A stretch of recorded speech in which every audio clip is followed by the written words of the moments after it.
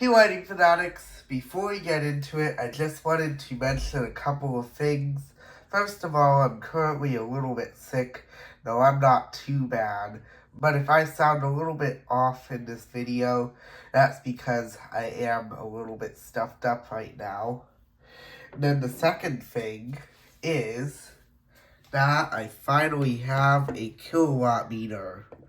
So we are finally going to be able to measure the actual power consumption of our bulbs during these videos, which is really exciting. So set that aside, we'll use it later. But today I'm going to show you this Sylvania 13W Helical style self-ballasted compact fluorescent lamp, or CFL. And you might remember the 3000K version of this CFL that I did a video of quite a while ago. But this is a 3500K version. So a little bit of a different color there. So up here we have our tube, which has been bent into this double helix design. Of course, it's just the standard T3 size tubing there with the phosphor coating.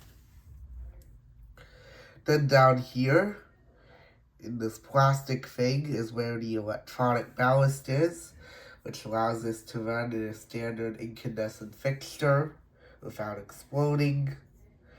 Then here on the bottom is our base, which has a nice glass or ceramic insulator there, and plenty of vent holes for the ballast. There on the top too, in the tube.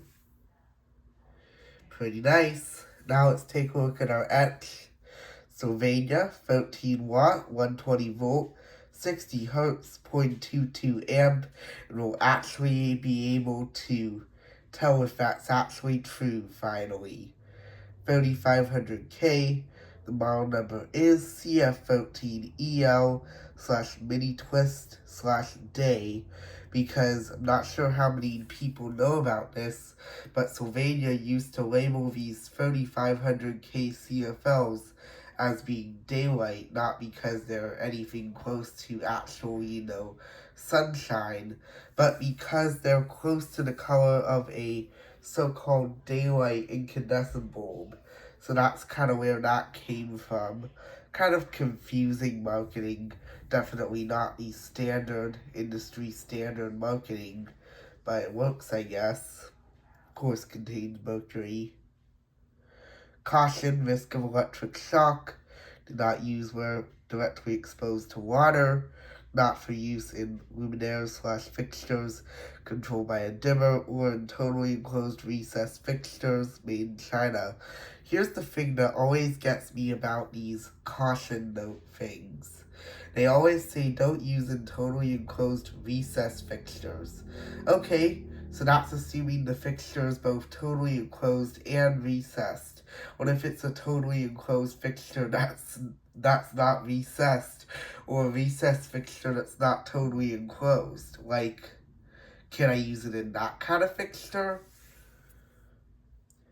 FCC, UL listed, lamp, V650, okay.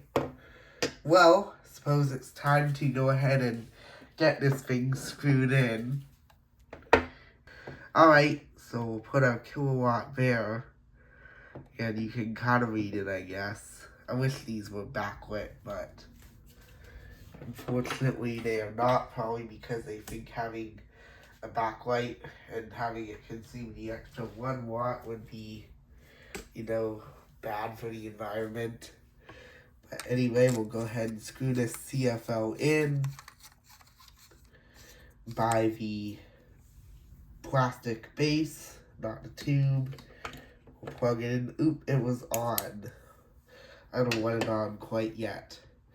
Well, anyway, guess I'll be right back after I turn off the lights. Alright, the lights are now off. Let's observe our kilowatt here. We have 120 volts coming in from the outlet. So now we'll switch this to amps, watts. There we go. Alright, let's turn this CFL on in 3, 2, 1, and it is resonant start. Very nice. And we're drawing 13.3 watts, so that's pretty close to 13, I'd say, if it'll focus on it. 13 watts. 13.8 right now. Of course, it has to warm up.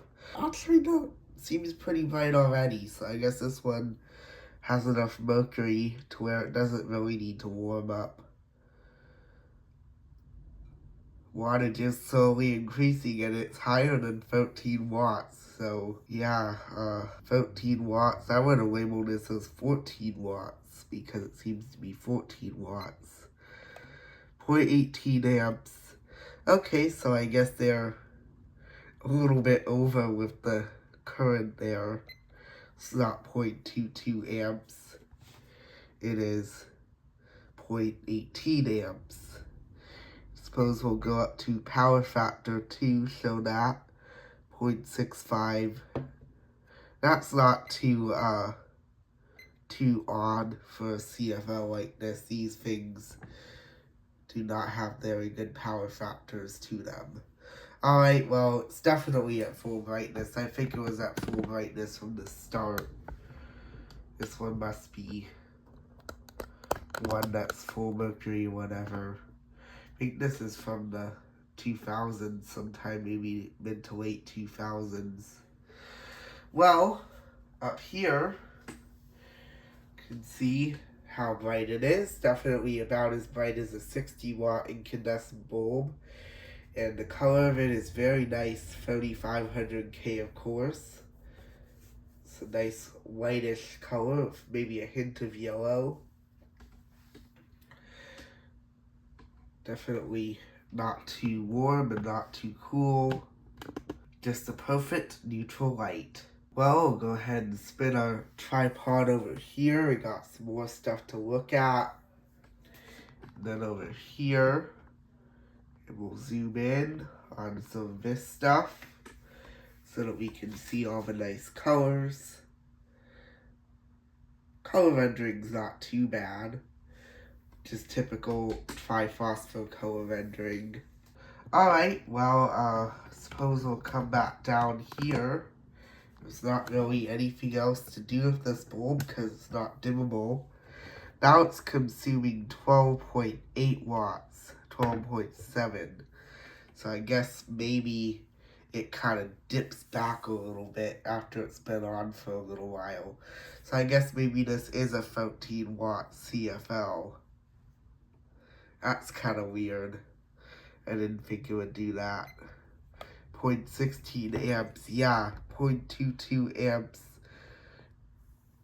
Okay. 120 volts, 119.8. 0.64 power factor. 59.9 hertz. 19.4 volt amps. 12.8 watts. This thing's really cool. I've been enjoying that. Let's go ahead and start this CFL up one more time. It's just instant on that time. Alright, well, I'll go ahead and get the lights turned back on, and we'll unscrew this bulb. Alright, well, I've gone ahead and turned the lights back on. So I suppose it's time to unscrew this bulb, as we always do at the end of videos. We'll take one last look over it, the tube at the top. Not too much use on this too, I will say. The plastic base and the actual metal base. The etch. Lamp. It is a lamp. I will give it that much. Well, there you have it. The Sylvania 13 watt 3500K Helical CFL. Well, if you enjoyed what you saw, be sure to leave a like down below. Feel free to leave a comment. And if you want to see more cool lighting videos in the future, be sure to subscribe. See you next time.